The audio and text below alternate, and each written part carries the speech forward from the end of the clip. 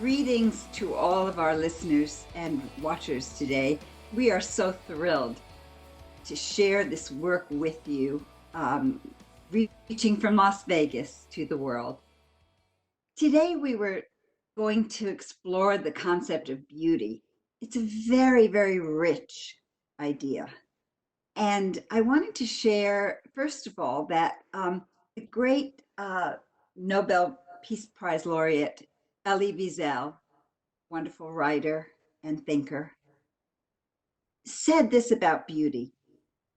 He said, there is divine beauty in learning, and there is human beauty in tolerance.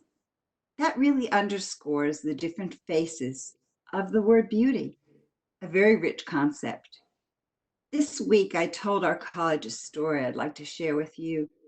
Many years ago, a leader of one of the major philanthropic foundations in the United States shared with me that when she was a field worker many, many years ago, her assignment was to go to one of the poorest areas of the world. Poverty, hunger, people were dying. It was very, very depressing situation, and people were struggling to survive. She walked into a hut that was nearly falling down, and when she looked at the walls, there were beautiful decorations.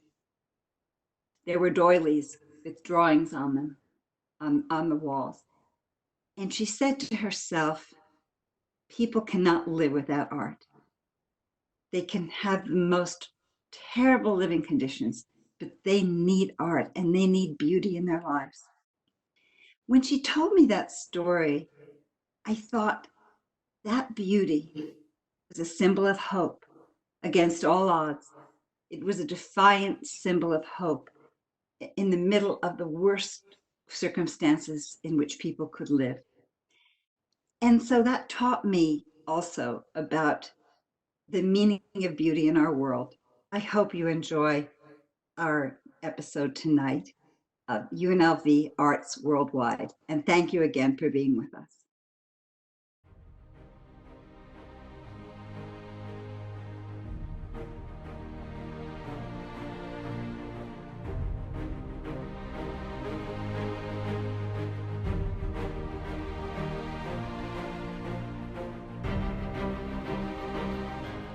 The Tony Stark of his era. That is perhaps the most concise description of Howard Robard Hughes, who lived from 1905 to 1976 and is arguably one of America's most significant visionaries. Intuitive, mercurial, and insistent upon continual out-of-the-box innovation in everything he did, Hughes pushed himself and everyone around him to shape the future by looking beyond the possibilities of the present.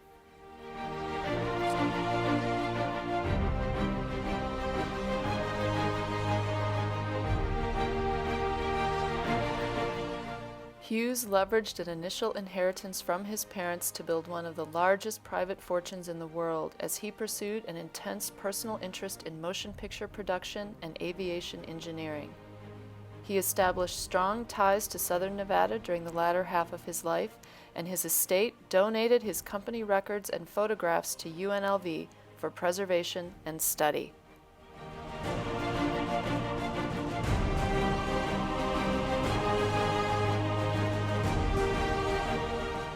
The Howard Hughes motion picture papers were obtained for the institution by the first chair of the Department of Film, Dr. Hart Wegener, who had the foresight and determination to recognize their long-term research value. He notes that the importance of the Hughes collection, which outlines the workings of a major independent producer in the world of studio-driven Hollywood, cannot be overstated.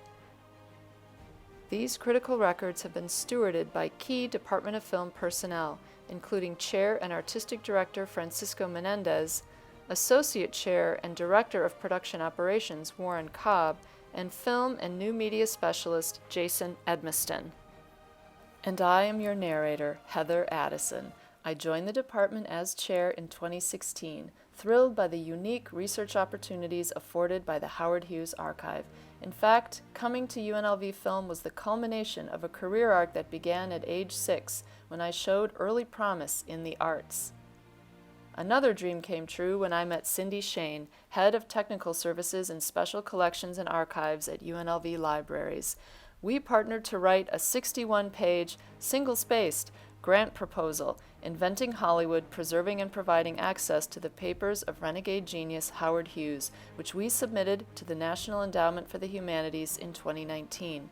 The NEH recently announced that UNLV will receive the funds we requested, approximately $271,000, which will allow us to preserve the items in the collection by relocating them from storage to the climate-controlled environment of the university libraries and rehousing them in acid-neutral folders and boxes as they are cataloged and organized. Once the project is complete, the materials will be accessible to the public in the Special Collections and Archives Reading Room in Lead Library. The libraries will also make the materials globally discoverable and facilitate their use by describing and arranging them in accordance with all applicable professional archival standards.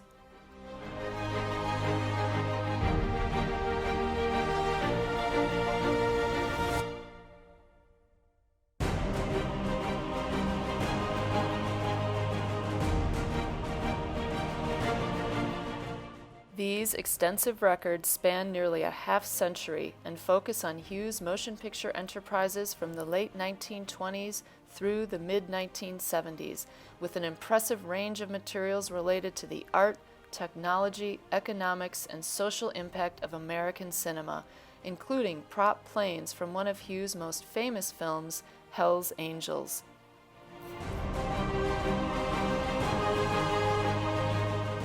The collection contains the traces of a unique and perhaps unrivaled pattern of inventive energy that had a lasting impact on the evolution of Hollywood. The grant project is intended to provide access to that evidence, not just for current researchers, but for a bold new generation of inventors, scholars, and historians.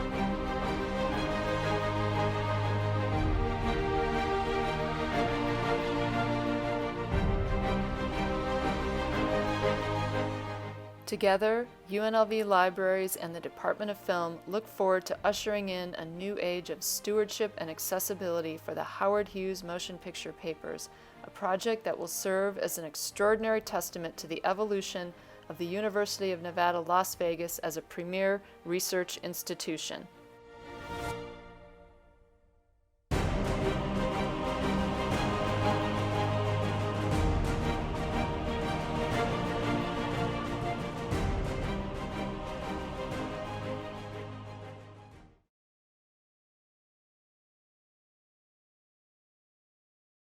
Hi.